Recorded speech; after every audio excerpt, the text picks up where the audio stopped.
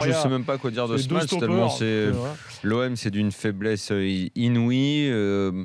Lyon, franchement, hein, on n'a pas encore parlé de Lyon, mais par rapport à ce que ce club doit nous proposer. Je rappelle sans cesse à quel point Lyon a un budget important, Lyon est un club ambitieux, et Lyon là, nous propose une équipe là sur le terrain ce soir, là, quasiment... Tu peux pas faire cette analyse sans évoquer quand même là pour le coup les absences, parce que cette équipe-là, il y a un schéma qui n'est que transitoire, mais justement, le 3-5-1. Mais justement, alors le problème, c'est que ta phrase là, quand même, ça fait à peu près 10 ans que je l'entends sans arrêt sur Lyon.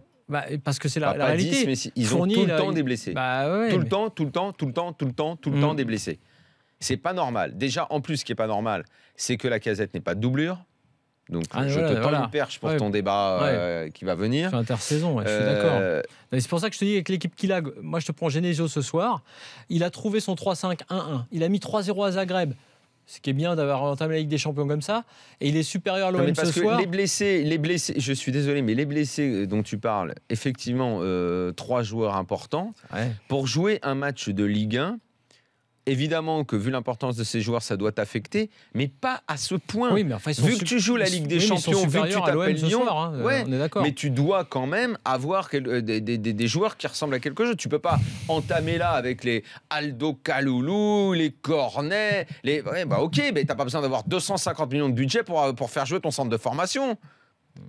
Tu fais jouer ton centre de formation, réduis le budget, hein, c'est pas la peine. Hein, tu payes qui ?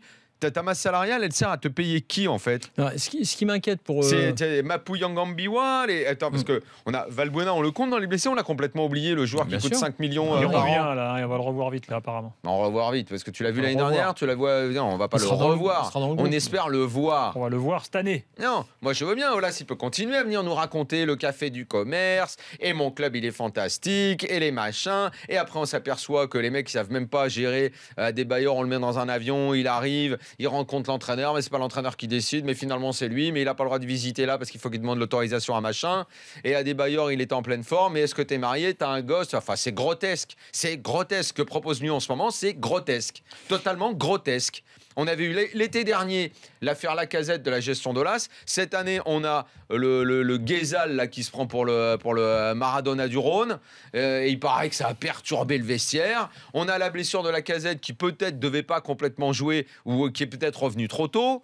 Fekir, pareil, je me demande comment ça a été géré. Excusez-moi, mais enfin bon.